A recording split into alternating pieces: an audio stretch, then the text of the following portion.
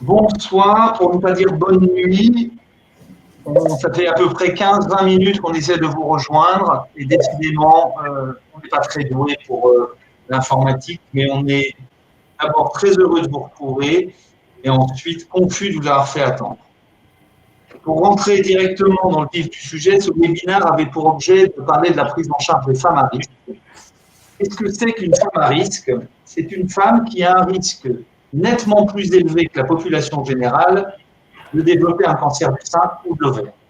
Et en fait, ce dont on s'aperçoit dans nos consultations, c'est que le risque individuel des femmes qu'on voit est très mal évalué. Ces patients, en général, surestiment leur risque avec certaines patients qui, au contraire, le sous-évaluent.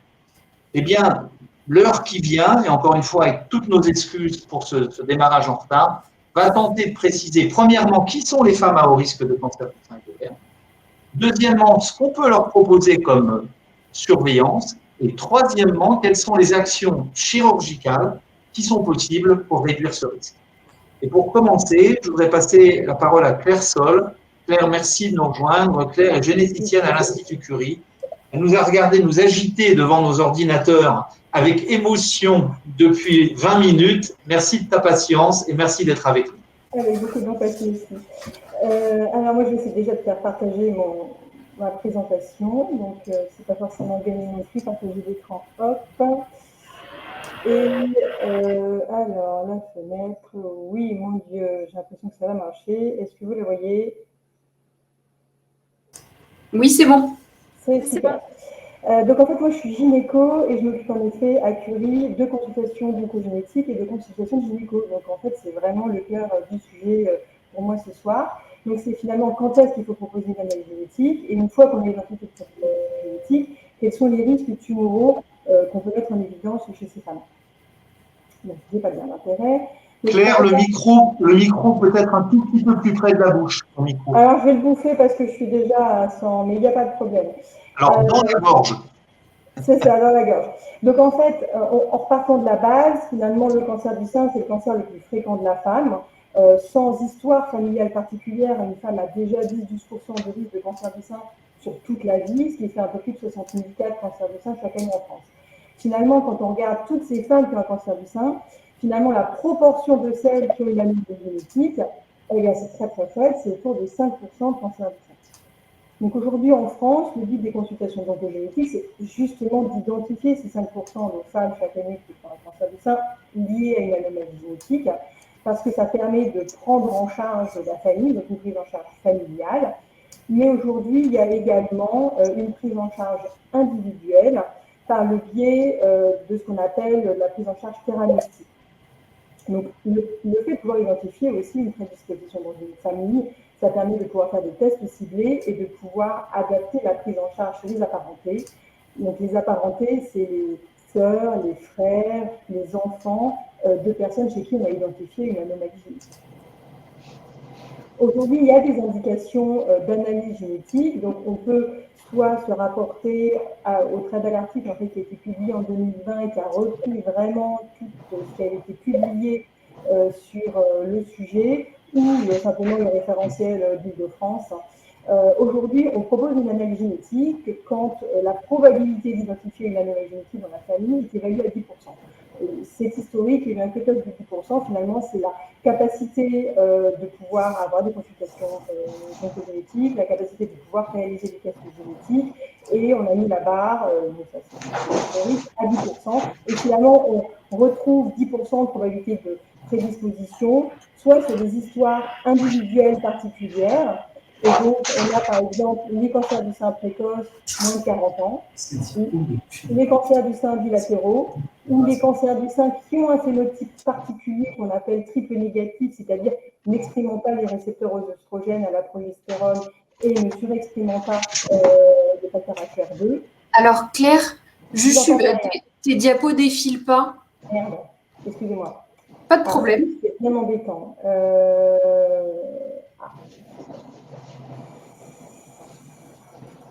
Et là, vous le voyez si je défile, pas plus.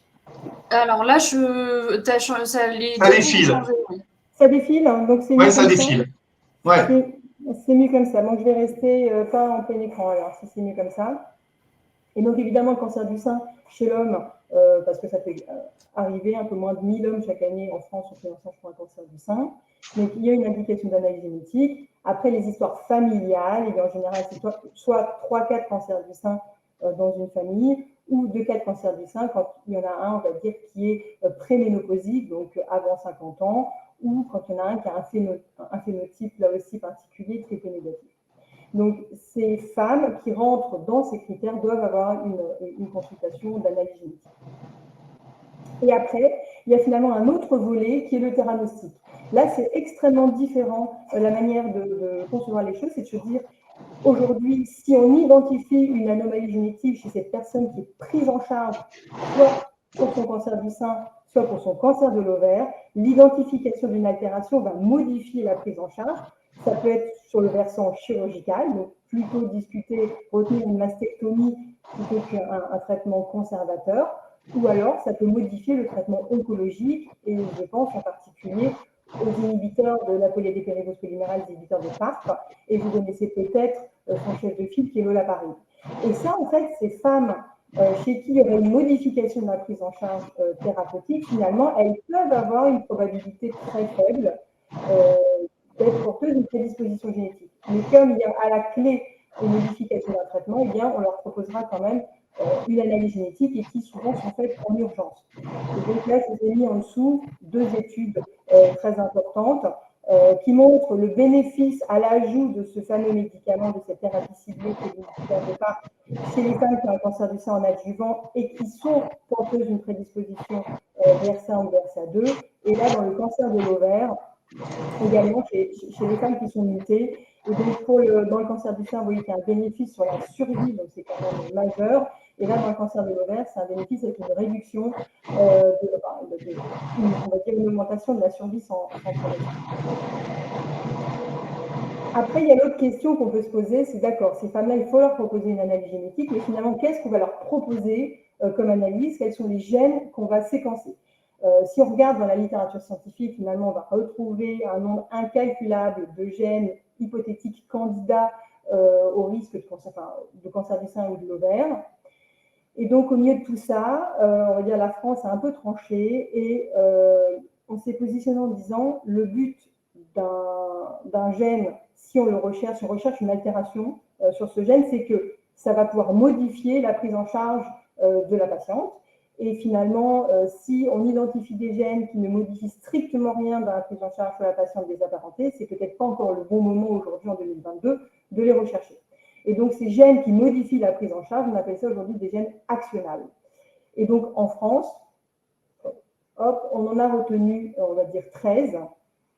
Et donc, depuis mars 2017, en France, toute femme qui a une analyse génétique doit bénéficier d'une analyse de ces 13 gènes parce qu'il y a une modification de la prise en charge à la clé. Clairement, les 3 plus fréquents sont BRCA1, BRCA2 et PALB2. Les autres, on peut dire, sauf les RAD, les autres, c'est un peu des niches, c'est extrêmement rare, mais il ne faut pas passer à côté parce qu'il y a vraiment une modification de la prise en charge avec une surveillance d'autres organes, on va dire un peu loin du sein ovaire. Je pense au digestif dans le syndrome de Lynch ou un suivi beaucoup plus large dans certaines autres prédispositions. Donc, en reprenant les données qui ont été publiées par l'INCA en 2017 sur les analyses qui ont été faites en France, donc il y en a eu un peu plus de 18 633 panels de prédisposition au cancer du sein et ou de l'ovaire ont été réalisés et magnifique, on tombe sur 10% de prédisposition et quand on regarde de plus près, finalement, dans 90% des cas, on tombe sur BRCA1, BRCA2, ou PALB2, les autres sont quand même extrêmement rares et c'est pour ça que je ne vais faire après un focus que sur grosso modo ces 3 gènes-là.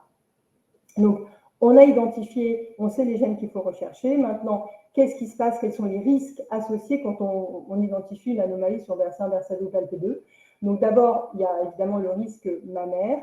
Donc, je vous avais dit qu'en population générale, le risque est évalué autour de 10-12%. Donc, ça, ce sont les risques de la population anglaise. Les femmes en France ont un risque un poil en dessous. Et donc, vous voyez que pour BRCA1, BRCA2, le risque cumulé est énorme. En gros, ils se font un peu la bourre. Là, c'est 70% de risque de développer un cancer du sein au cours de toute la vie, et pour PALB2, on estime que ce risque est d'un peu plus de 50%. Ce qui est important de regarder, en fait, dans ce tableau, c'est si on fait un focus sur les femmes jeunes. Eh bien, on se rend compte que les femmes jeunes, dès l'âge de 30 ans, eh bien, elles ont un risque de cancer du sein très différent avec celle de la population générale. Donc, à peu près 2% de risque par an dans le cas de BRCA1 et à peu près 1% de risque par an pour BRCA2 et 0,5, on peut dire, pour PALB2.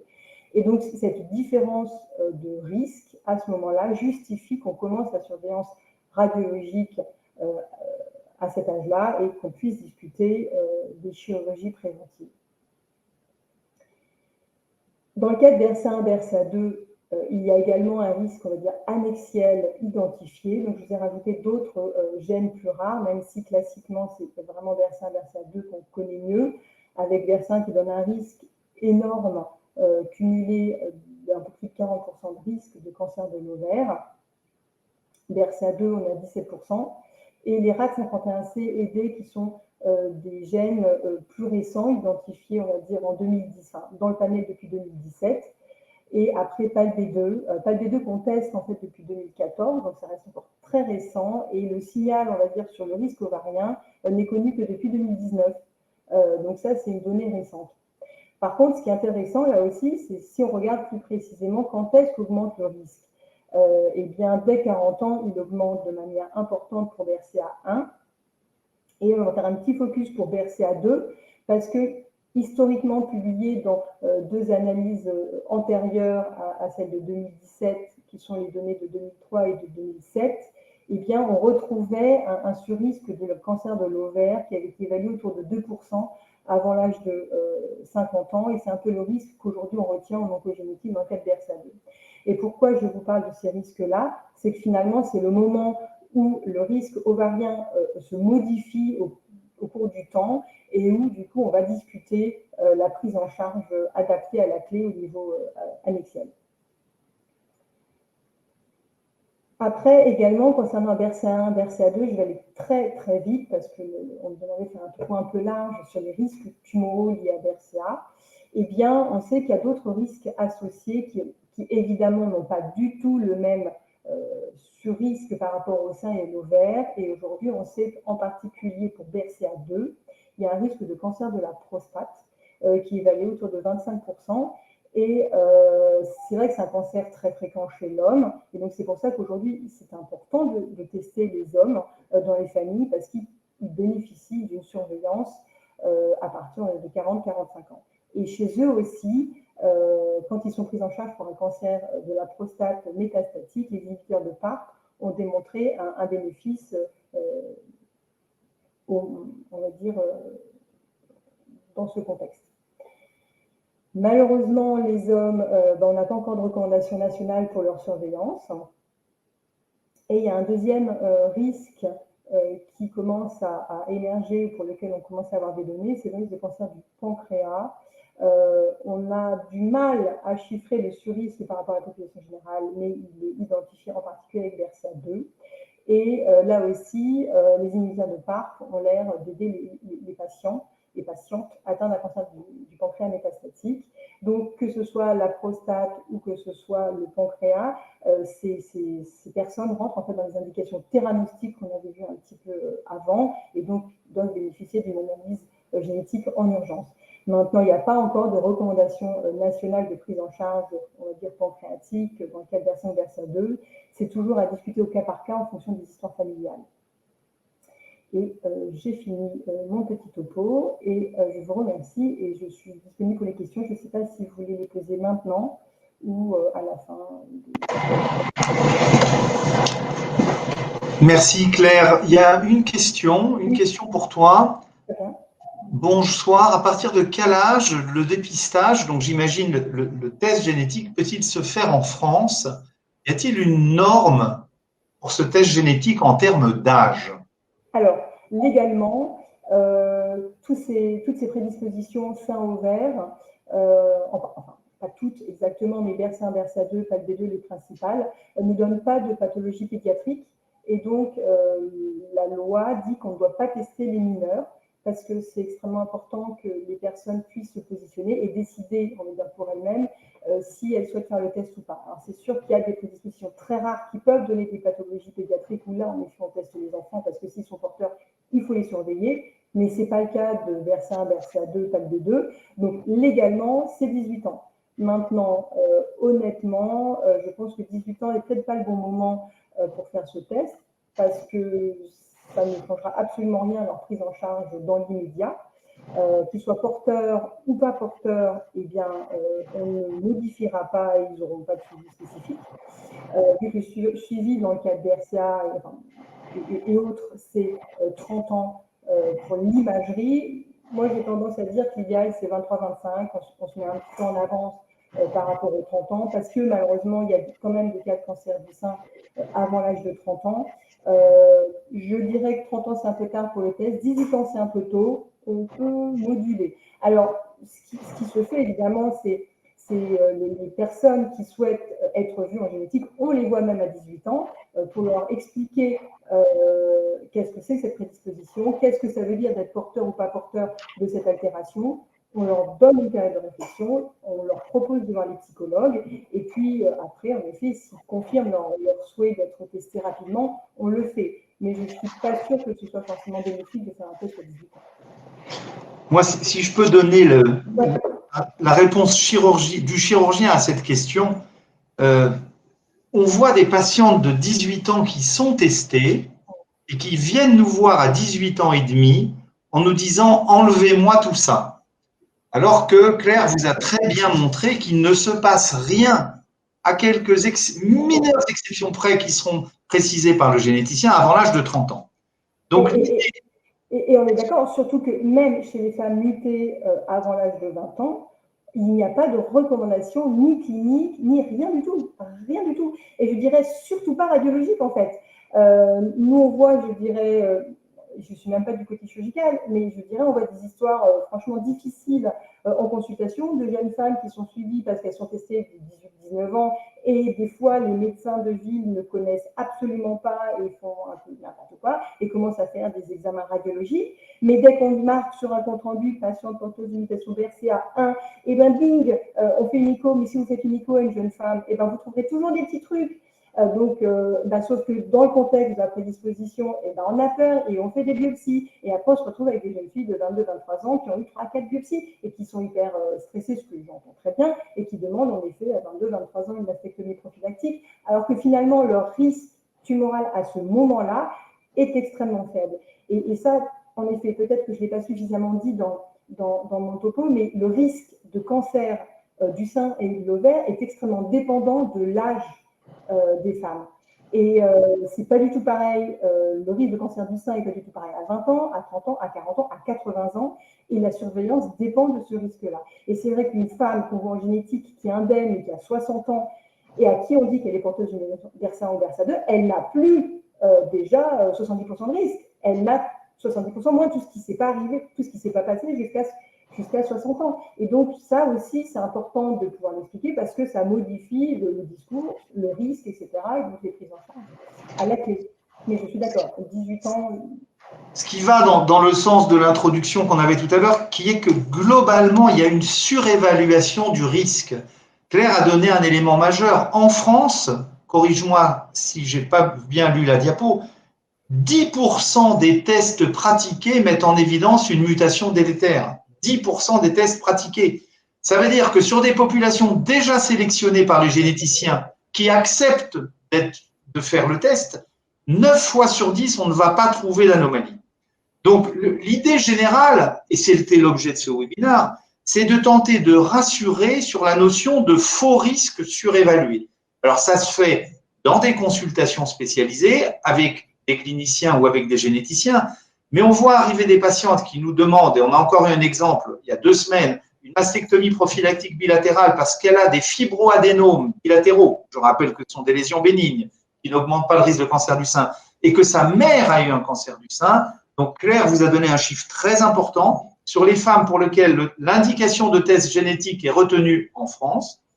10% de ces femmes sont mutées seulement, et pratiquement aucune de ces femmes mutées ne va développer de cancer du sein ou de l'ovaire avant l'âge de 30 ans. Tout à fait. Et c'est vrai que, ça je ne l'ai pas dit parce que ce n'était pas forcément le but du topo, mais le risque pour les apparentés de femmes qui ont fait un cancer du sein et pour lequel il n'y a pas d'anomalie génétique, on n'est pas du tout dans ces fourchettes-là, qu'on soit vraiment bien d'accord. Alors après, évidemment, en fonction de l'âge où la mère a fait le cancer du sein, on module la surveillance mammaire et on débutera plutôt à 40 ans, la surveillance plutôt qu'à 50 ans, mais on n'est pas du tout dans les chiffres des prédispositions génétiques. Ça, on est dans ce qu'on appelle le risque modéré, et le risque modéré, c'est un risque de cancer du sein de moins de 20% sur toute une vie. Alors, on savait que en t'invitant, tu allais avoir une pluie de questions. Donc, je te laisse regarder sur le chat. Il y a 2 ou 3 questions très spécifiques, dont une à laquelle je suis totalement incapable de répondre. Je te laisse y répondre, Michel Moël. Une deuxième sur la chirurgie prophylactique chez l'homme. Non, on ne fait pas de chirurgie prophylactique chez l'homme parce que même chez les hommes mutés, le risque est infime. Je laisse. Alors, la chirurgie prophylactique chez l'homme, c'est, on va dire, un sujet hyper touchy parce que finalement, on peut discuter des chirurgies prophylactiques. En fait, c'est plutôt chez un homme qui a eu un cancer du sein, chez qui on a identifié une mutation. Est-ce qu'on discute d'enlever l'autre sein? Oui. Aujourd'hui, il y a des équipes qui retiennent, alors que, qu'on soit bien d'accord, on n'a absolument aucune donnée, aucun risque de cancer contralatéral chez l'homme. Alors, on a des risques de cancer du sein dans le cas de BRCA1 ou BRCA2, évalués à 0,4% sur toute une vie pour BRCA1 pour l'homme et de 3% sur toute une vie dans le cas de BRCA2 pour l'homme. Et donc aujourd'hui, c'est des risques qui sont entre guillemets suffisamment faibles pour qu'on ne propose pas aujourd'hui de surveillance radiologique que pour l'homme. Maintenant, il y a des histoires familiales, des fois extrêmement importantes au niveau mammaire pour l'homme, où ça pourrait se discuter, mais là, vraiment, c'est des niches et ça se discute de manière pluridisciplinaire. Alors, Natacha, tu allaites ton bébé, ce n'est pas une contre-indication à réaliser ton bilan mammaire, et en général, on le réalise 3 mois après l'accouchement. Il faut juste que ton bébé ne prenne pas le sein dans les 4 heures qui suivent l'injection du gadolinium. Donc, il n'y a pas de problème.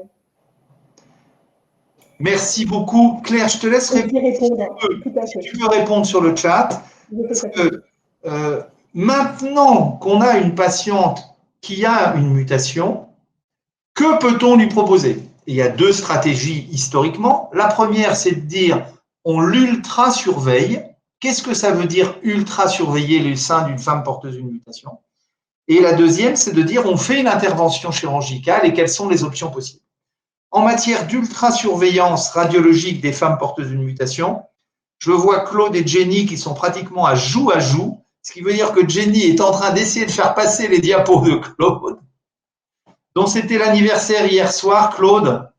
Encore une fois, joyeux anniversaire.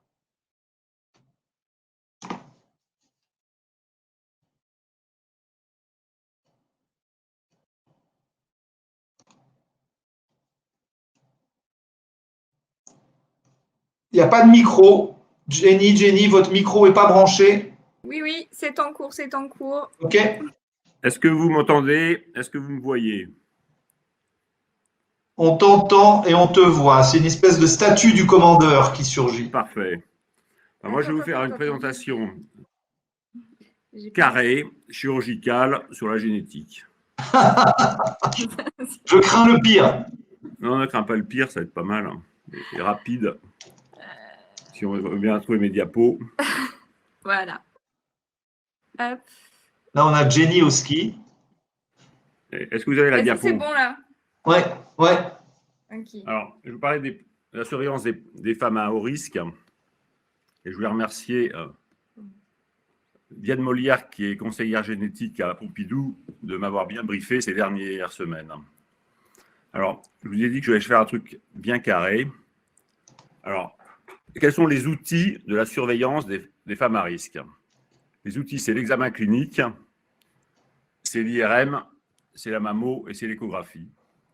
Alors autrefois, parce que j'aime bien faire référence à ce qui se passait autrefois, il y a 30 ans, on avait uniquement le bon sens clinique et quelques données pour raisonner. Il n'y avait que des mutations BRCA et BRCA2, il fallait tenir compte des antécédents familiaux, il y avait la règle des 5 ans, c'est-à-dire qu'on commençait à surveiller 5 ans avant le cas le plus jeune de la famille. Mais actuellement, la médecine préventive, c'est devenu une science très codifiée, voire très codifiée. Moi, j'ai retrouvé une espèce d'atlas, on appelle une espèce de codex medicus qui décrit tous les risques qui sont liés à chaque gène. Vous avez des référentiels qui sont écrits, qui sont connus, qui sont faciles dont il est facile de disposer. Vous avez un algorithme qui s'appelle BOADICEA qui permet de faire des calculs de risque. Vous avez les staffs ou les staffs de génétique. Et pour bien battre le rappel, vous avez Octobre Rose une fois par an. Alors, concernant les connaissances, moi je vous invite à lire ce genre d'atlas où toutes les mutations les conséquences des mutations sont classées par ordre alphabétique. C'est disponible. Je peux vous le fournir si vous m'envoyez un email, je vous le renverrai. Ça date de 2017, mais ça va être bientôt mis à jour. Concernant les référentiels, vous avez le référentiel de surveillance et prise en charge des femmes à risque élevé, très élevé, des cancers du sein ou de l'ovaire, publié par Curie et Gustave Roussy. C'est également tout à fait disponible sur le net. Concernant le calcul du risque chez les patients non mutés, vous avez l'algorithme BOADICEA, qui est également gratuit et disponible dans sa 5e version, qui tient compte non seulement des antécédents familiaux, mais aussi du mode de vie des patientes et des facteurs de risque comme la densité mammaire et même des scores polygéniques. C'est quelque chose qui est un petit peu complexe à se servir, mais enfin, c'est quand même accessible et c'est gratuit. Alors, après, si on applique ça, donc les femmes sont à risque. Alors, je vais simplement vous donner des données qui sont quand même tout à fait plus ou moins connues. Le risque de la population générale de faire un cancer du sein, c'est d'environ 9% à 74 ans. Et pour un cancer de l'ovaire, c'est de 0,9% à 74 ans. Pour ces patientes, on connaît tous qu'il y a la politique de dépistage qui consiste à faire des mammographies tous les 2 ans entre 50 et 74 ans. Et si on appliquait bien ce dépistage en France, qui est loin d'être le cas, on pourrait espérer une augmentation de l'espérance de vie pour ces patientes de l'ordre de 15 à 20%. Ça, c'est pour la population générale. Maintenant, il y a une définition des patientes à haut risque. C'est quand le risque est supérieur à 2 fois la population générale. On va voir après le très haut risque. Mais concernant le haut risque, c'est l'exemple des patientes qui ont un index BOADICEA qui est supérieur à 15%. Ou par exemple, les patientes qui ont un antécédent personnel d'hyperplasie épithéliale atypique, d'hyperplasie lobulaire atypique ou de cancer lobulaire in situ. Pour ces patientes, on propose de faire des mammographies tous les ans pendant 10 ans, sans savoir si vraiment ça améliore l'espérance de vie. Je n'ai pas trouvé d'études à ce sujet bien précises. Mais par exemple, si vous avez une patiente chez laquelle on fait un diagnostic d'hyperplasie épithéliale atypique à l'âge de 35 ans, on va lui proposer de faire des mammographies tous les ans jusqu'à 45 ans. Et après, en principe, on va reprendre le risque des patients plus âgés, c'est-à-dire des mammographies tous les 2 ans. Voilà. Donc, enfin, j'en arrive à l'essentiel du sujet, mais je vais être aussi très rapide. Les vraies patientes à très haut risque de cancer du sein sont celles qui ont un risque qui est supérieur à 4 fois la population générale.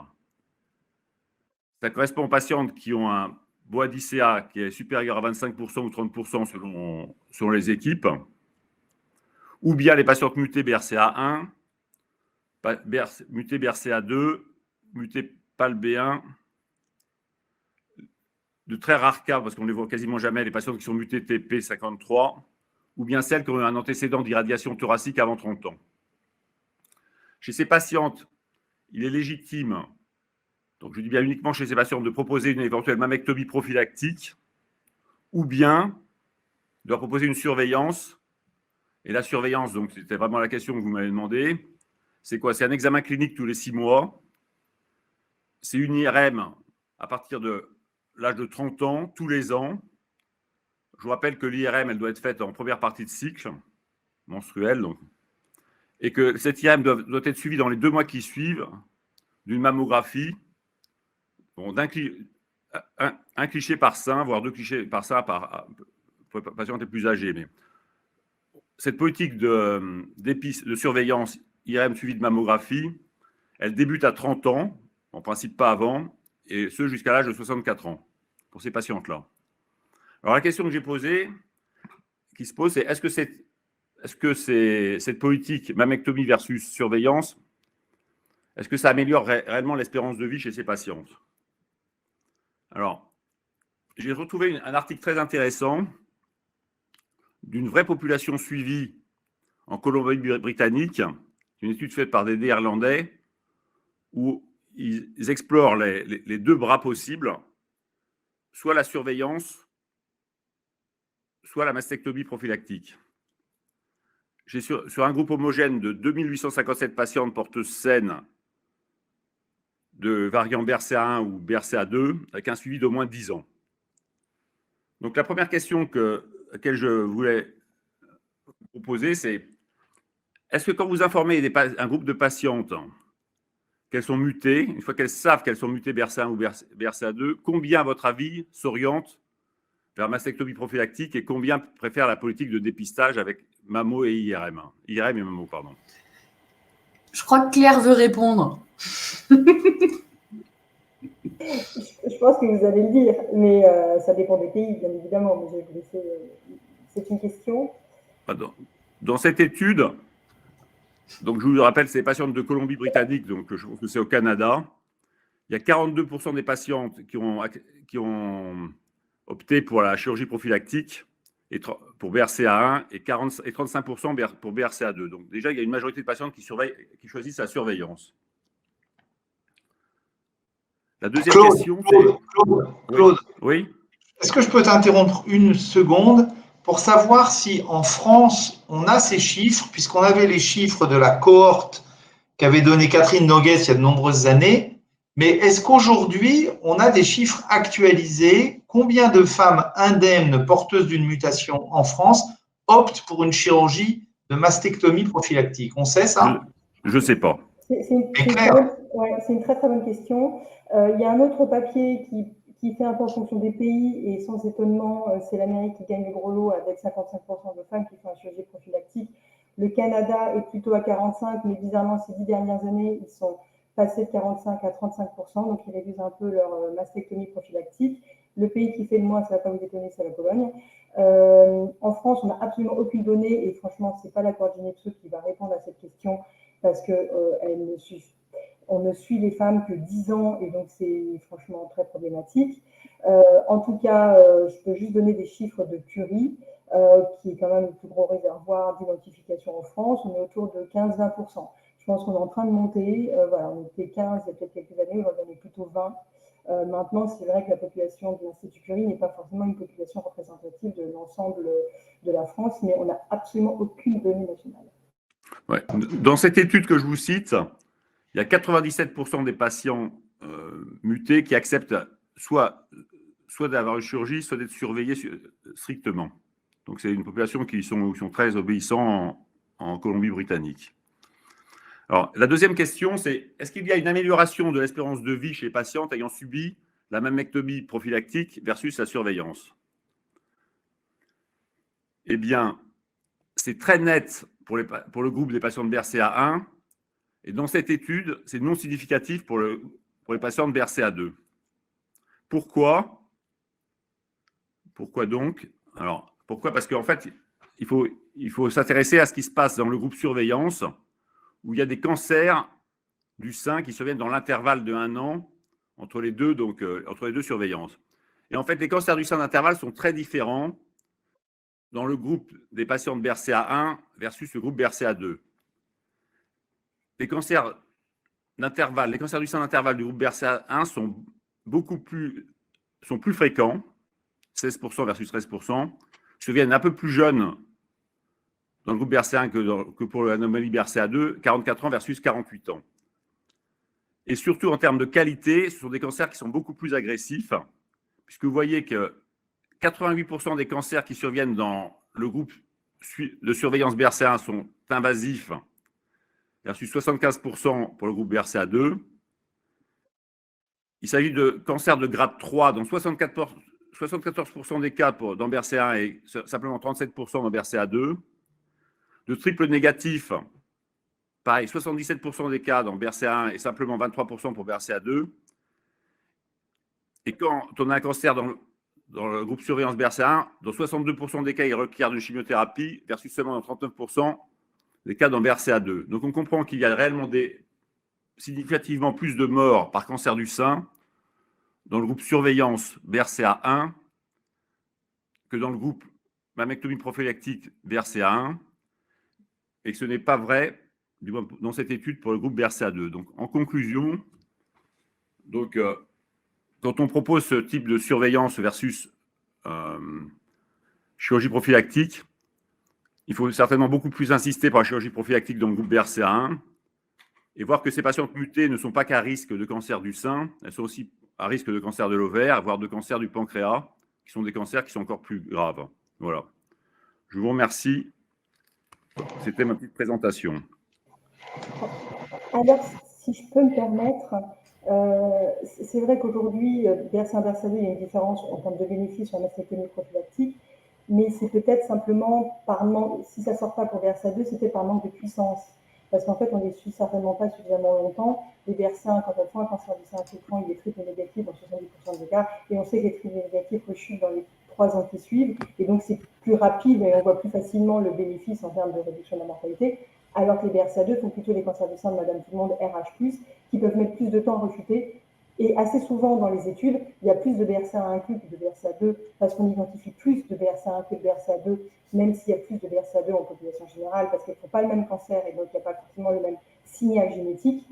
Et c'est peut-être parce qu'en fait, on ne les suit pas suffisamment longtemps et que si on avait une grosse cohorte, on verrait aussi le bénéfice BRCA2. Dans cette série, il y a quand même 1800 patients de BRCA1 et 1300 BRCA2. Voilà. Oui, mais elles sont suivies combien de temps? Après, elles sont suivies au moins 10 ans. Oui. Ah, c'est un beau papier, hein, c'est un beau papier. 3000 patientes mutées suivies. Alors, plutôt que de parler de papier, on va parler des femmes qui ont cette mutation et des options qu'elles ont, puisqu'on vient de voir qu'en France, la très grande majorité des femmes qui ont une mutation affirmée n'optent pas pour la mastectomie. Et je tiens à remercier Madame Laetitia Mendes.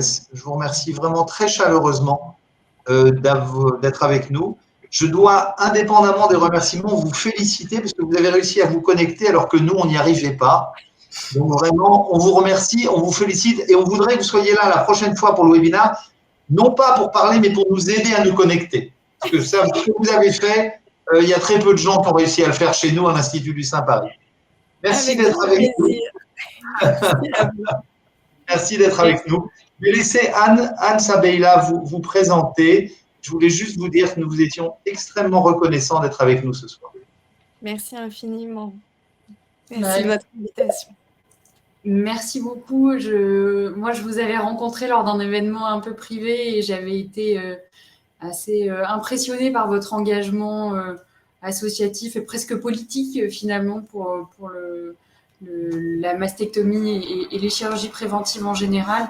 Et on trouvait ça extrêmement important avec l'ensemble de l'équipe de l'Institut du Sein d'avoir une femme et une représentante des femmes mutées via votre association Génétique Cancer pour nous parler un petit peu de cet aspect-là, parce que nous, on a l'aspect chirurgical, mais le vécu, c'est quelque chose d'assez particulier.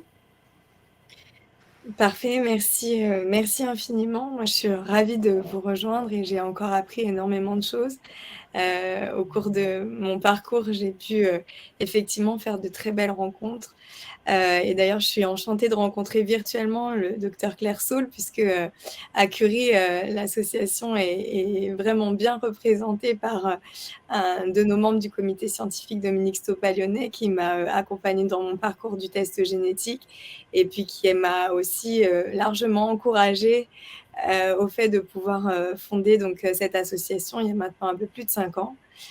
Donc pour reprendre ma petite histoire, puisque du coup chez nous le cancer du sein n'a sauté aucune génération, donc arrière-grand-mère, grand-mère, maman, toutes voilà, ont développé un cancer du sein à des âges très précoces, puisque pour ma maman, elle a développé son cancer, elle avait 41 ans, donc mon âge dans quelques mois.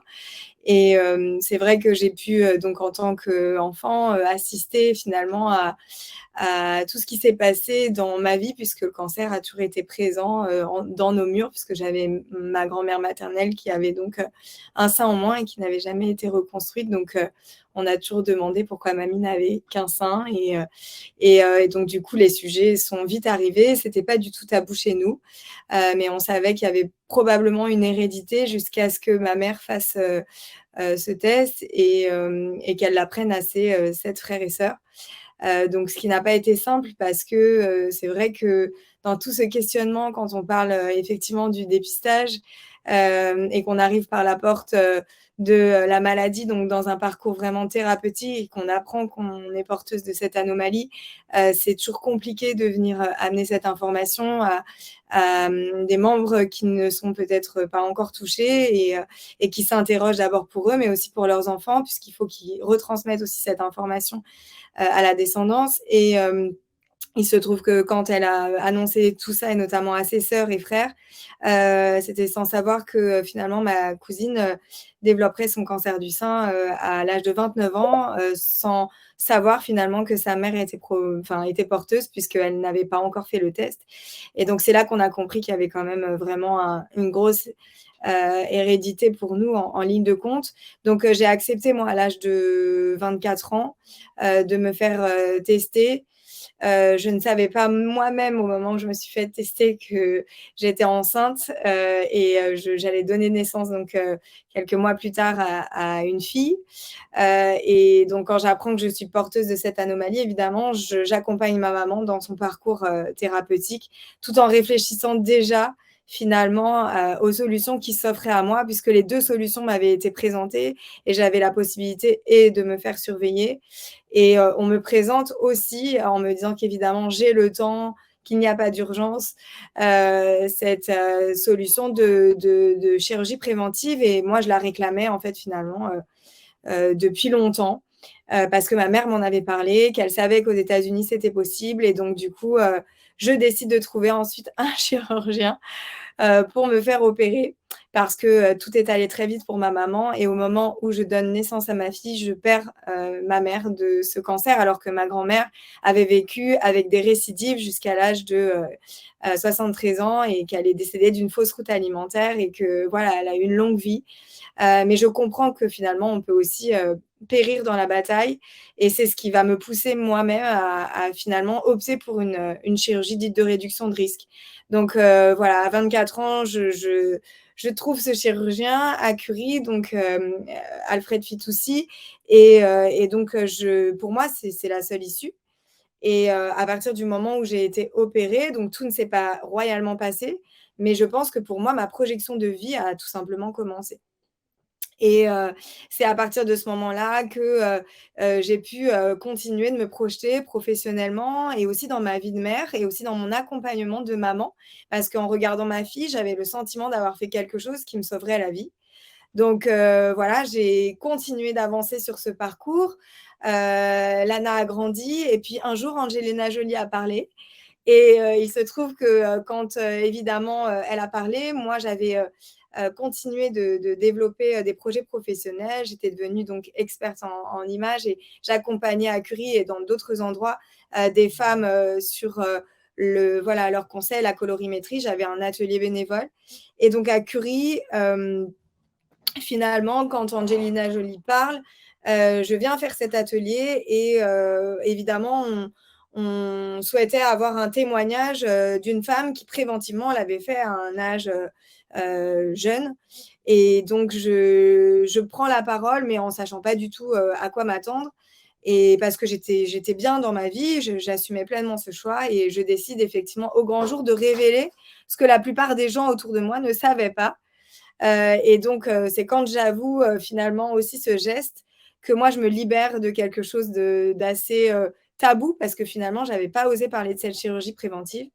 Et là, plein de personnes sont venues, puisque c'est TF1 qui avait couvert le JT, et plein de personnes sont venues à moi pour me demander de témoigner, de les rencontrer, d'avancer, et me demandent d'ailleurs, est-ce qu'il y a des associations qui existent? Est-ce qu'on parle de tout ça avec des médecins? Est-ce qu'il y a possibilité d'assister à des tables rondes? Ce que moi, j'avais demandé quelques années finalement avant aussi, puisque je m'étais sentie relativement seule dans ce parcours, même si j'avais trouvé cette main tendue au moment de la chirurgie.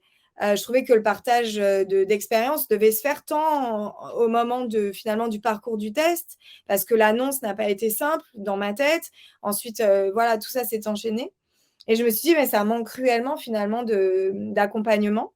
Et c'est quand j'ai ensuite décidé, avant de monter l'association, de livrer mon histoire dans un récit autobiographique donc, qui racontait principalement l'histoire de ma famille et donc ce choix de chirurgie préventive, que ensuite, lors des signatures et lors des conférences que j'ai commencé à donner, j'ai été sollicitée par d'autres médecins. Et là, j'ai vraiment compris qu'il y avait une attente, un besoin, et les familles sont venues à moi de façon instinctive et elles ont commencé à faire ce que moi je faisais, parce que j'ai eu l'occasion de rencontrer d'autres familles, d'autres femmes mutées qui étaient opérées ou non, ou qui réfléchissaient à cette prise en charge. Et elles ont elles-mêmes commencé à devenir finalement ces porte-paroles. Et c'est là que je me suis dit, ouais, c'est super, parce que là, on est en train de monter un vrai réseau, un vrai maillage de force, un maillage riche d'expérience. Et donc, très vite, on s'est retrouvés à une petite trentaine, puis une petite cinquantaine d'ambassadrices. Et c'est à ce moment-là qu'avec Dominique, on s'est posé la question et elle m'a redit, est-ce que vous voulez faire finalement une association que pour les BRCA? Et je lui ai dit, non, je crois que j'ai vraiment envie de couvrir l'ensemble des mutations génétiques, de pouvoir rencontrer, parce que j'avais rencontré des femmes qui étaient porteuses du PTEN, du syndrome de Littfroménie, du syndrome de Lynch, du PALB. Et je voyais bien les variants et le fait d'avoir besoin à un moment donné de se projeter en résonance avec des familles qui avaient des histoires plus ou moins similaires, parce que tout est toujours vraiment au cas par cas.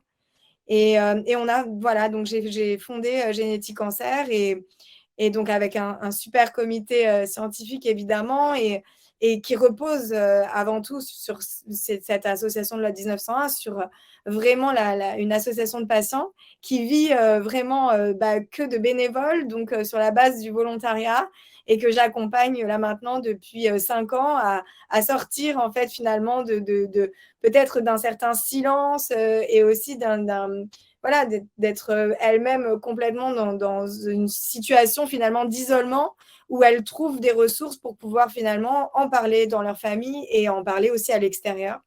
Et voilà, et on s'est posé toutes les questions après grâce à leur concours de tout ce qui nous avait manqué, notamment des publications, enfin des brochures d'informations simples. Donc, on a commencé à penser une brochure sur l'intérêt du test et sur comment est-ce qu'on fait pour finalement, quand on reçoit cette annonce, qu'est-ce qu'on en fait et comment est-ce qu'on annonce finalement aux autres membres de la famille. Donc, tout repose aussi sur des verbatims, sur du témoignage. Et puis après, on a vraiment réfléchi sur les besoins en termes de chirurgie de réduction de risque, parce que même si finalement elles représentent une part infime et qu'elles mettent du temps à se décider, en tout cas certaines commencent à réfléchir à tout ça petit à petit, et même si ça prend du temps, on trouvait que c'était bien de concevoir une brochure. Donc il y a une brochure qui est dédiée et qui marche très bien, et donc voilà, on est très sollicité pour ça. Elles sont téléchargeables sur le site en ligne, en PDF, mais on les remet aussi lors des différentes consultations et on essaie de les diffuser au plus grand nombre. Donc voilà, on encourage évidemment tous les acteurs du monde de la santé à nous solliciter, et on réclame des subventions aussi pour continuer de les éditer, parce que la formule papier permet, comme un bouquin aussi, de les donner dans la famille, de les partager. Donc voilà, et moi j'ai donc fait le choix, puisque entre-temps j'ai ma grande qui va bientôt avoir, donc j'ai 2 filles, j'ai ma grande qui va avoir 18 ans, et j'ai eu un autre projet parental, puisque je suis devenue maman il y a 3 ans. Et donc, tardivement, à 38 ans, et j'ai eu d'autres coups de chaud. Et donc, j'ai souhaité faire enlever mes ovaires, puisque dans la famille, une des sœurs de ma mère a développé aussi son cancer des ovaires il y a très peu de temps. Donc, je me suis dit, voilà, maintenant, mon projet parental est assouvi. En étant très bien accompagnée à Curie, j'ai aussi décidé de faire l'anextomie bilatérale prophylactique. Et donc voilà, je suis récemment ménopausée et j'appréhende tous les premiers symptômes et effets secondaires, mais avec le sourire, parce que j'ai complètement assumé mes choix aujourd'hui et je suis beaucoup plus sereine dans ma façon d'appréhender tous ces sujets, et on vit très bien avec finalement toutes ces ambassadrices, mais mutantes comme je les appelle, mais il n'y a pas que des mutantes, il y a aussi des hommes qui se font plus discrets et qui continuent d'encourager. Et donc, ce qui est très intéressant, c'est qu'avec le maillage territorial, on arrive à mettre en relation finalement des gens qui nous consultent, qui viennent pour rencontrer d'autres femmes de leur région, pour rencontrer parfois aussi celles qui ont été prises en charge par les mêmes équipes, par les mêmes médecins. Elles se rencontrent pour se montrer les résultats ou pour tout simplement discuter, boire un café ou être accompagnées parce qu'elles n'ont pas envie de le faire en famille. Et donc, les ambassadrices accompagnent aussi dans les parcours du test génétique. Et on a des heureuses nouvelles que l'on partage quand elles ne sont pas porteuses parce que c'est aussi la joie de pouvoir célébrer ça ensemble. Et puis on encourage et on soutient fort toutes celles qui apprennent aussi ces autres nouvelles. Et puis dans ce parcours aussi de transmission de génération en génération. Donc, on a des familles entières et c'est très passionnant. Et voilà. Écoutez, je sais, il y a 100 personnes là, qui sont devant l'ordinateur, plus nous 7, là, les demeurés de la connexion. Je dois vous dire, madame, que vous avez dit que vous étiez ménopausée, mais je ne sais pas ce que ça veut dire, parce que j'ai l'impression que vous baignez dans l'énergie, les hormones, quelles qu'elles soient, vous êtes impressionnant, impressionnant. Il y a plusieurs études, quand on a commencé à faire ces chirurgies prophylactiques il y a 20 ans à peu près, il y a plusieurs études de l'ordre de la psychologie des femmes avant-après. Et il y avait des études nord-américaines qui étaient assez inquiétantes, qui disaient que les femmes qui avaient subi une mastectomie prophylactique, et à l'époque, elles n'étaient pas toutes testées, parce que ces études ont 20-30 ans, et qu'il y avait des complications, puisque comme vous le savez, il y a des complications à cette chirurgie, pouvaient être dans un état psychologique absolument désastreux. Et en fait, d'autres études sont apparues ensuite et ont montré que, quel que soit le résultat de la chirurgie en termes esthétiques et de complications, les femmes qui disent « c'est mon choix, je l'ai choisi après avoir été accompagnée, dûment informée, et le travail que vous faites est extraordinaire pour cela », ont toujours un immense soulagement de cette chirurgie. Alors, on ne plaide pas pour les complications, et comme vous le savez, dans notre équipe, on essaye et on réussit à les réduire vraiment à des taux très faibles. Mais le point important, c'est que les femmes qui sont désespérées par cette chirurgie et ses résultats sont des femmes qui disent « on m'a poussé à cette chirurgie ». Et c'est toute la différence que vous évoquez. Vous vous êtes battu pour cette opération. On peut discuter de l'âge, on en a parlé tout à l'heure, mais les conditions familiales ont fait que. Mais les patientes que les chirurgiens, les médecins, quels qu'ils soient, amènent à cette chirurgie, sont des patientes qui peuvent regretter le geste. Et vous êtes une démonstration extraordinaire, en 2 mots, de l'énergie que vous avez aujourd'hui parce que vous avez créé ce chemin, vous, et ce n'est pas les médecins qui vous ont dit « il n'y a que ça à faire et ce n'est pas autrement ». Et c'est toute la difficulté du choix thérapeutique des équipes soignantes et des gens qui les accompagnent, de sélectionner les patientes dont on pense qu'elles sont très demandeuses de cette chirurgie, des patientes qui sont incertaines. Le docteur Saul l'a rappelé, le risque de cancer du sein dans l'année qui suit pour une patiente porteuse d'une mutation, suivant la décade, est de 2 à 3%. Donc, ce n'est pas une urgence. Madame, au nom de tous et de tous ceux qui vous écoutent, je voulais vous remercier des moments qu'on a passés avec vous et grâce à vous. Merci beaucoup. Merci infiniment. Merci beaucoup. Après ça, nous, les chirurgiens, on va paraître bien pâles, mesdames. Ça va être difficile de parler après Madame Mendes. Alors je veux juste préciser quand même que je l'appelle encore mon docteur sauveur et que sans vous, on serait aussi peu de choses. Donc, pour moi, j'ai le sentiment quand même que ça m'a donné un sursis de vie incroyable. Et je pense que si l'énergie, je la mets au service en étant indemne aujourd'hui, tant que je le peux, c'est aussi pour remercier tous ces acteurs dont vous faites partie. Et je pense que c'est aussi important de pouvoir reconnaître qu'on bénéficie d'excellentes techniques et ces reconstructions sont incroyables. Et pour le voir, la progression au moment où moi, je me suis fait opérer, maintenant, ce que je vois aussi, c'est très encourageant et ça permet, dans cette prise en charge aussi, de pouvoir mieux supporter le changement. Et voilà, c'est aussi quelque chose d'important qu'il faut souligner. Écoutez, vous devriez animer un plateau télé parce qu'il n'y avait pas meilleure transition pour introduire la présentation d'Anne-Sabella qui va nous parler de la chirurgie préventive mammaire, c'est-à-dire de la mastectomie prophylactique avec reconstruction immédiate.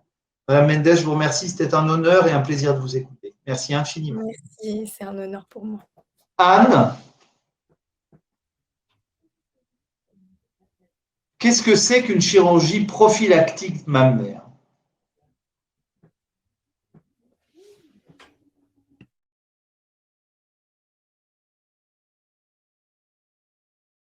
Et pendant que tu te prépares, je voudrais remercier Claire qui continue à répondre, alors que tout le monde l'attend pour dîner, aux innombrables questions génétiques. Claire, tu peux aussi dire, voilà mon mail professionnel, je vais dîner. Merci.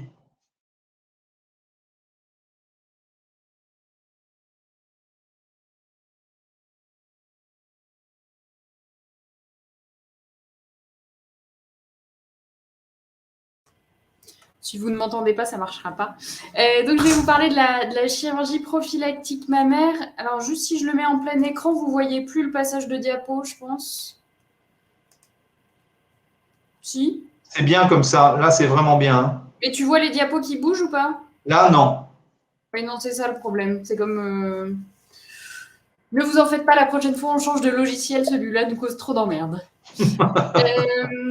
Donc, la question, c'est à qui proposer une chirurgie prophylactique mammaire. Donc, la chirurgie préventive mammaire, ça consiste à enlever l'ensemble de la glande mammaire en gardant, dans la très, très grande majorité des cas, la peau, l'aréole et le mamelon pour avoir le résultat le plus satisfaisant possible.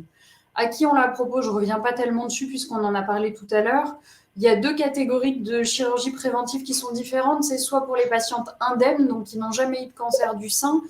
Là, je vais me focaliser surtout sur cette population-là pour cette présentation. Il y a aussi la question de la chirurgie préventive quand on a déjà eu un cancer du sein, que ce soit sur l'autre sein ou même le sein qui a déjà été malade. Mais là, pour le coup, on partirait sur une présentation vraiment longue.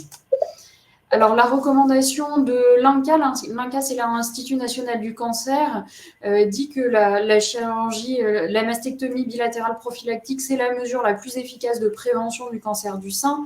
Il faut savoir que sur l'ensemble des publications, enlever le sein de façon préventive, ça permet de réduire de plus de 90% le risque de cancer du sein, avec un risque de cancer restant qui est autour de 2%, puisque la glande mammaire est parfois très enchevêtrée au niveau de la peau. Il peut rester quelques îlots de glande mammaire.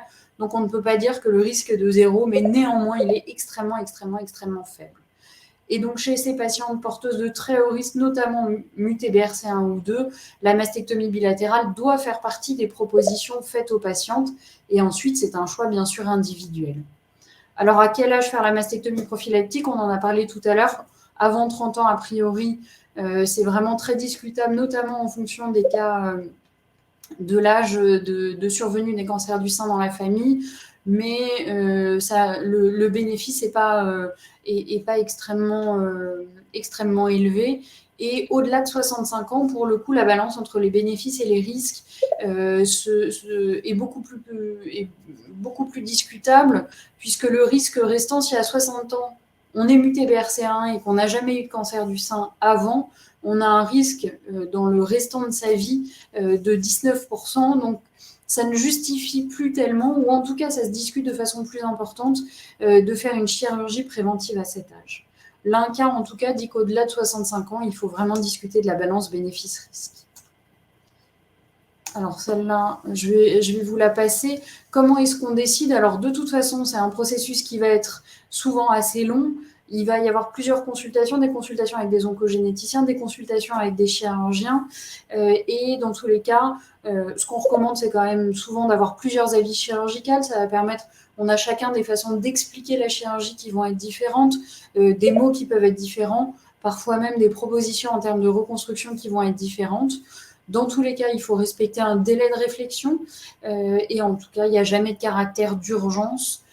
Donc, il faut se laisser le temps de sous-peser, de rencontrer d'autres femmes qui ont pu passer par ce parcours si on en ressent le besoin et éventuellement un accompagnement avec un ou une psychologue qui peut aider dans ce parcours difficile.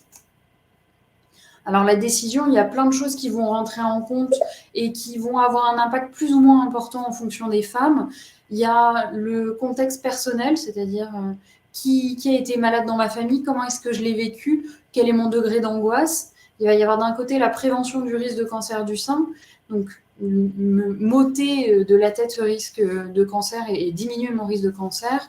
Et de l'autre côté, l'impact que va avoir cette chirurgie en termes physiques, en termes psychiques, en termes sociaux, en termes de reprise du travail. Il y a un autre critère qui est difficile, mais qui se discute avec le chirurgien, c'est qu'est-ce que je peux attendre en termes de reconstruction, parce que Laetitia le disait tout à l'heure, on a fait beaucoup de progrès en termes de reconstruction. Néanmoins, ce sera jamais le sein initial, le sein natif. Il y a tout un travail de deuil, et dans certains cas, on arrive à faire un sein très proche du sein initial, et chez d'autres femmes, en fonction de la morphologie, en fonction de la forme du sein, en fonction de leurs souhaits, et finalement, ça peut être assez difficile d'avoir un résultat de reconstruction qui est très satisfaisant. Il y a un autre élément qui est le risque chirurgical, j'en reparlerai un peu après, et il y a une réalité, c'est que c'est extrêmement compliqué d'avoir un résultat de reconstruction mammaire qui soit très satisfaisant en une seule intervention chirurgicale. Donc, il y a souvent plusieurs interventions chirurgicales initialement déjà pour avoir un bon résultat, et on le reverra tout à l'heure, la majorité des patientes sont reconstruites par prothèses qui ont une durée de vie, et ça veut dire au cours de la vie plusieurs interventions chirurgicales, d'autant plus qu'on a été opéré jeune. L'impact psychocorporel de la prophylaxie, donc de cette chirurgie préventive, Krishna en parlait tout à l'heure. Dans les études, il y a une très très grande majorité des femmes qui sont satisfaites de leur décision, entre 75 et 95%, c'est extrêmement important, et c'est important de le souligner. Effectivement, ne pas pousser les femmes, mais que ce soit une vraie décision, a un impact très important là-dessus. La chirurgie va avoir une altération de l'image corporelle, de l'image mammaire, qui s'améliore dans le temps. Quand on commence à s'éloigner de la chirurgie, c'est mieux, mais il y a quand même un tiers des femmes qui ne vont pas aimer leur sein, qui ne vont pas aimer le résultat de leur reconstruction, et il y a quand même une bonne préparation, puisque 2 femmes sur 3, elles estiment le résultat global plutôt conforme à ce qu'elles attendaient avant la chirurgie. La qualité de vie ne semble pas altérée en l'absence de douleur. Par contre, dans tous les cas, il y a une perte de sensibilité mammaire, et il va y avoir un impact sur la sexualité qui est extrêmement fréquent. En termes de reconstruction, c'est des femmes à qui on propose systématiquement une reconstruction. Il n'y a bien sûr rien d'obligatoire. Là, on est dans un concept de prophylaxie. Il y a quand même une très, très, très grande majorité des patientes qui souhaitent une reconstruction mammaire. Et on va avoir globalement 2 grandes familles de reconstruction, soit les prothèses, donc avec un implant en silicone, ça représente la très, très, très, très vaste majorité, soit des lambeaux, dans ce cas-là bilatéraux. On fait plutôt du DIEP et rarement des lambeaux de cuisse, donc du PAP ou du Gracilis. Je voulais vous montrer quelques résultats quand même, quelques visuels. Donc, la reconstruction par prothèse, on arrive à avoir des beaux résultats avec des choses qui sont assez similaires avec la forme du sein de départ, mais c'est effectivement sur des patientes sélectionnées avec certains types de morphologie, on va avoir des résultats plus semblables que chez d'autres, et toutes les femmes ne vont pas malheureusement avoir un résultat qui soit identique au sein de départ. La reconstruction par DIEP, ça va donner un autre type de résultat avec un sein qui est beaucoup plus proche en termes de texture d'une glande mammaire normale, mais on est sur une chirurgie qui reste lourde. On va prendre le ventre, donc le bourrelet situé sous le nombril, et on va devoir le diviser en 2 pour reconstruire les 2 seins avec le DIEP. L'avantage, c'est que ça fait des résultats qui vont être très naturels, très proche d'une texture du sein initial, mais avec une intervention initiale qui reste quand même très lourde, avec facilement entre 6 heures et 8 heures de chirurgie, avec des risques de complications inhérents aussi avec ce type de chirurgie extrêmement spécialisée. Alors, le choix de la reconstruction, de toute façon, c'est un choix qui est partagé par le chirurgien, par la patiente. Il y a ce que va souhaiter la patiente en termes de résultats, plutôt un résultat assez rond, assez haut, un peu plus dur, ou un résultat un peu plus moins, un peu plus semblable au sein initial. Ça va dépendre de la morphologie de la patiente, mais également des facteurs de risque. Donc, le poids de la patiente, est-ce qu'elle fume, est-ce qu'elle ne fume pas, diabétique, des choses comme ça. On n'est jamais dans un contexte d'urgence, donc il faut essayer de supprimer au maximum ces facteurs de risque, équilibrer un diabète, arrêter le tabac. Et voilà. parce que tous ces facteurs de risque vont augmenter le risque de complications et ça peut être des complications, ce qui nous embête le plus avec les complications immédiates, donc dans les quelques semaines suivant l'intervention chirurgicale, et c'est des complications qui sont extrêmement fréquentes. Il y a certaines études qui montrent jusqu'à 50% de complications. Alors heureusement, dans nos équipes, on a quand même des résultats très largement inférieurs, mais c'est des chirurgies qui peuvent se compliquer, pour lesquelles les femmes doivent être informées qu'elles peuvent se compliquer et être prêtes effectivement à ça. Il y a également des complications à plus long terme, des codes, des petites imperfections de résultats, des vaguelettes, des choses comme ça, qu'on arrive à régler dans la majorité des cas, mais il y a quand même une femme sur 3 qui va avoir des imperfections de résultats. Ou faire sa chirurgie prophylactique. Dans tous les cas, ce qui est important, c'est d'avoir une équipe au sens large, des oncogénéticiens avec lesquels on travaille, des chirurgiens et surtout des chirurgiens spécialisés dans le cancer du sein, spécialisés dans la reconstruction mammaire, que ce soit le même chirurgien qui a l'habitude de faire les deux ou 2 chirurgiens, peu importe, mais en tout cas, il faut vraiment une multidisciplinarité qui va être importante. Et l'INCa recommande de faire appel à des chirurgiens spécialisés dans le traitement du cancer. Ça reste un avis d'expert, ce n'est pas obligatoire de le faire, mais la mastectomie reste une chirurgie qui doit être le plus proche possible d'une chirurgie carcinologique pour ne pas avoir la double peine d'avoir eu une mastectomie prophylactique, d'avoir laissé de la glande mammaire pour sécuriser le résultat et être très rassuré, et au final avoir en plus le cancer du sein, donc vraiment la double peine après. Voilà, je vous remercie de votre attention. J'ai essayé de ne pas trop vous noyer dans les chiffres parce que d'habitude, je vous mets plein de choses, mais pour que ce soit le plus concis possible.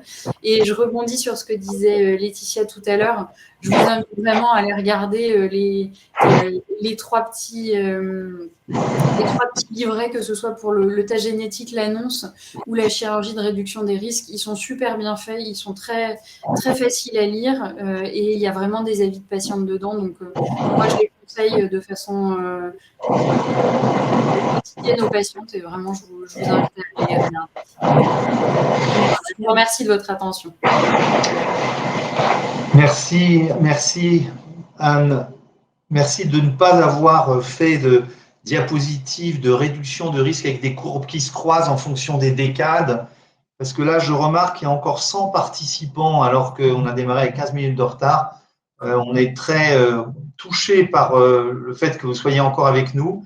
Et Anne, la très très bonne nouvelle, c'est que tu as gagné un participant pendant ta présentation, alors que souvent à cette heure-là, on commence à en perdre. Donc, voilà.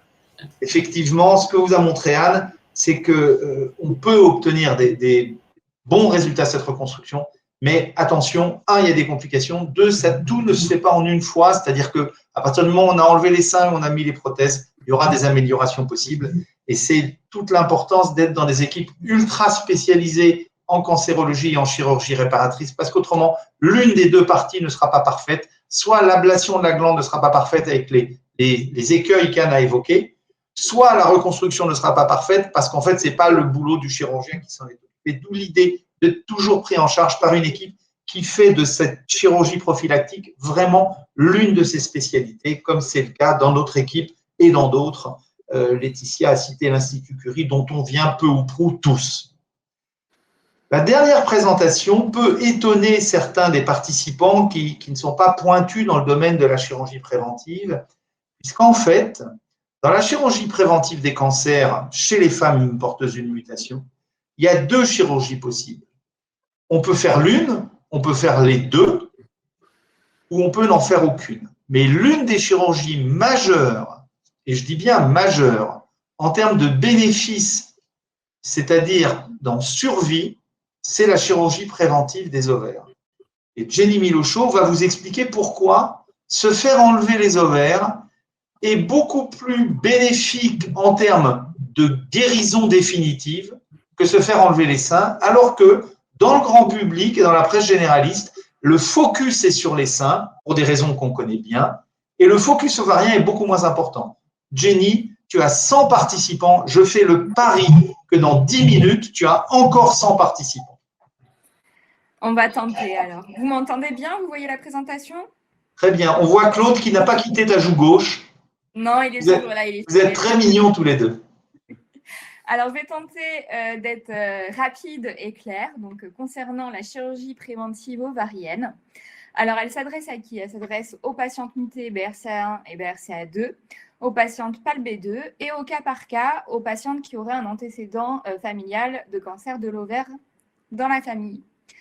Le cancer de l'ovaire, c'est quoi? Alors, il est présent dans 1% dans la population générale. Il se développe vers l'âge de 65 ans et 10% de ces cancers on présente en fait une prédisposition génétique. Ce cancer est un cancer grave car dans 80% des cas, il est diagnostiqué malheureusement à un stade avancé et on va voir pourquoi. Et la survie à 5 ans est donc d'environ 35%, tous stades confondus. Alors, ce cancer est grave et malheureusement, nous n'avons pas de moyens de dépistage fiables. Ni les marqueurs, ni l'échographie pelvienne, ni les deux associés, ni des algorithmes. Et du coup, même pour nos patientes mutées BRCA, le dépistage repose sur un examen pelvien annuel, sans examen complémentaire recommandé. Pour nos patientes mutées BRCA, on va voir quel est leur risque de développer un cancer de l'ovaire et donc un cancer grave. On rappelle dans la population générale, la fréquence est de 1%. Pour les patientes mutées, la fréquence est bien plus importante puisque le risque cumulé à 70 ans est de 22 à 60% pour les patientes BRCA1 et de 4 à quasiment 20% pour les patientes BRCA2. Donc on voit qu'on est totalement sur des chiffres différents. Et l'âge médian de survenue est bien plus jeune puisque c'est en moyenne 52 ans pour BRCA1 et 60 ans pour BRCA2. On voit que ce risque va se majorer après 40 ans.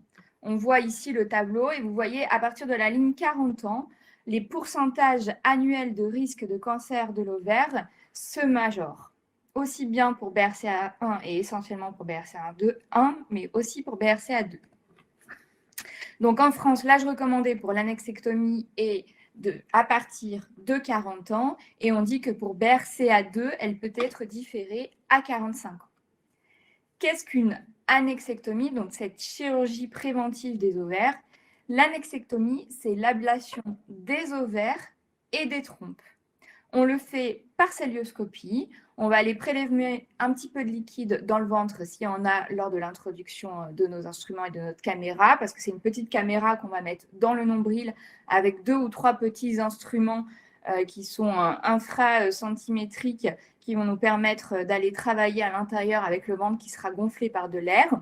On va explorer bien sûr la cavité, voir qu'il n'y a pas d'anomalie, et on va réséquer les trompes et les ovaires et les placer de façon protégée dans des sacs pour les extraire du ventre. C'est une chirurgie qui peut se faire en ambulatoire. Vous entrez le matin, vous sortez le soir même, avec peu de complications, contrairement aux mastectomies prophylactiques où on a parlé des complications. Alors, quel est l'impact de cette annexectomie sur le risque de cancer des annexes et du péritoine? Eh bien, dès 2009, on voyait dans une méta-analyse de 10 études qu'il y avait une réduction du risque de cancer des annexes d'environ 80%. Confirmée dans une seconde étude en 2014, qui retrouvait également une réduction de risque de 80% avec un risque résiduel de cancer des annexes de 4% à 20 ans. Donc, qu'est-ce qu'on peut dire? L'annexectomie entraîne une réduction du risque de cancer des annexes et du péritoine. Et cela pour les patientes mutées indemnes de cancer, mais aussi pour les patientes mutées et atteintes d'un cancer du sein. Cette réduction du risque est environ de 80% et le risque résiduel annuel est d'environ 0,2% pour les BRCA1 et 0,1% pour les BRCA2. 1%, pardon. Quel est l'impact de cette annexectomie sur le risque de cancer du sein cette fois-ci, et plus le risque de cancer des annexes? Eh bien, il entraîne une réduction du risque d'environ 50%, aussi bien pour les patientes BRCA1 et BRCA2. Nous avons vu cela dans une étude en 2009 et confirmé en 2022 par une méta-analyse qui regroupe 14 études et qui confirme cette diminution du risque du cancer du sein, aussi bien pour BRCA1 que pour BRCA2. Et lorsqu'on s'intéresse à ce risque de développer un cancer du sein en fonction de l'âge où a été réalisée l'annexectomie, eh bien, on voit que l'impact est majeur lorsque l'annexectomie a été réalisée avant 50 ans, aussi bien pour BRCA1 que pour BRCA2.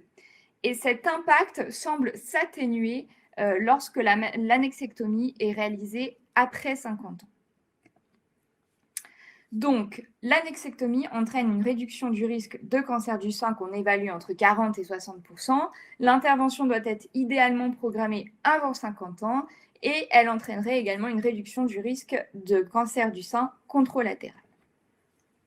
Alors, ce qui nous importe, et ça Krishna l'a cité en introduction, c'est l'impact sur la mortalité. Eh bien, l'annexectomie va diminuer le risque de mortalité de 77% s'il n'y avait pas de cancer du sein avant ou de 60% si la patiente a eu un cancer du sein.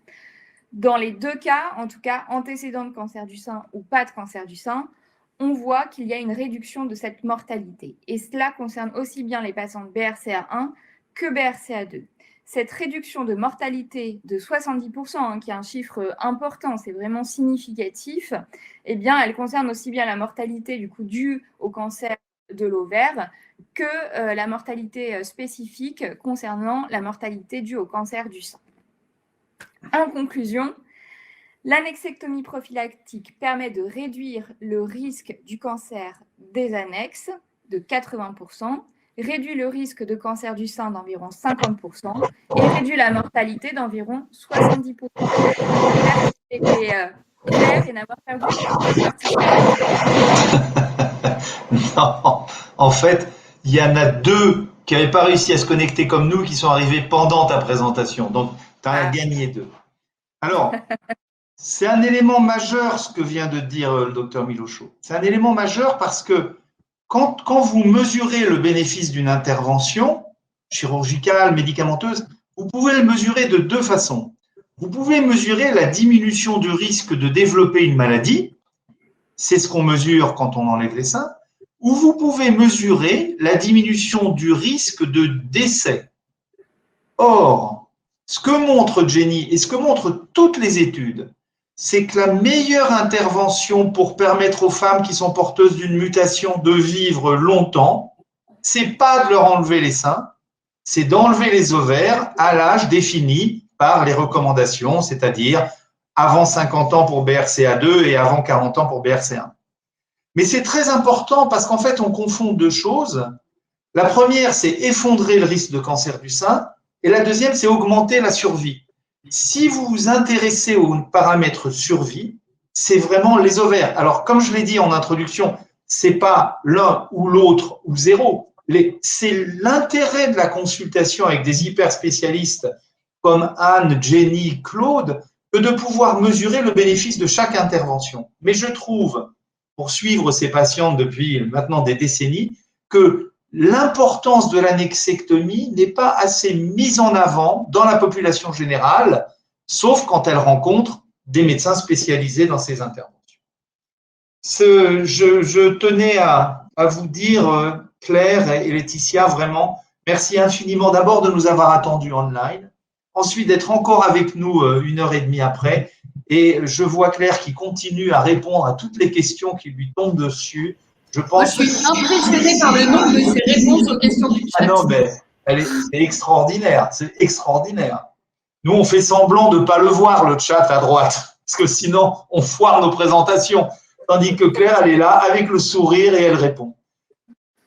Merci mesdames d'avoir accepté de venir dans l'un de ces webinaires de l'Institut du Sein Paris. Comme vous le savez, on organise un webinar par mois. Alors là, pour Octobre Rose, il y a une petite finesse qui est que le webinaire de chirurgie plastique, puisqu'on alterne un webinaire de cancérologie et un webinaire de plastique, aura lieu non pas en novembre, mais il aura lieu la semaine prochaine. Et le docteur Sarfati, qui est là chez elle, alors que nous, on est à l'Institut, a prévu un webinaire sur les aréoles et les mamelons et les pathologies des aréoles et les mamelons et la reconstruction. Elle a choisi comme titre « Histoire de mamelon ». Et donc, « Histoire de mamelon » au pluriel sera mercredi prochain. Merci d'être restés avec nous. Mesdames, un immense merci. Claire, débranche ton ordinateur parce que ça ne va pas arrêter. Ça va tomber toute la nuit. Madame Mendes, j'attends de vous rencontrer face à face, ce sera un honneur et un plaisir. Et puis l'honneur et le plaisir, c'est aussi de travailler avec cette équipe vraiment extraordinaire de mes associés de l'Institut du Sein. Ils sont là tôt le matin, tard le soir, le samedi et le dimanche. Et je dois dire qu'on se sent porté par eux. Merci infiniment. Bonne soirée à toutes et à tous. Merci à tous. Au revoir. Bonne soirée. Au Au revoir. revoir.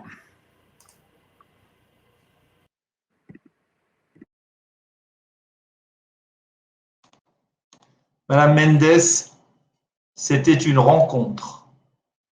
Merci beaucoup. Vous savez, j'ai une de mes ambassadrices qui m'a très souvent parlé de vous. Carole Namad, que vous suiviez et qui était très impliquée. Voilà, à qui je pense beaucoup ce soir. Elle aurait été ravie que je partage avec vous ce webinaire. Donc, merci beaucoup à vous. Merci infiniment. Merci. Au revoir. À bientôt. Au revoir. À bientôt. Merci d'être venu. Merci Anne. Merci infiniment. C'est formidable de vous C'était un avoir. plaisir de vous rencontrer. Merci, merci. Tout le plaisir est pour moi, vraiment. Merci à vous. Merci. Bonne soirée, madame. Bonne soirée. Au revoir. Au Merci. revoir. Au revoir. Au revoir.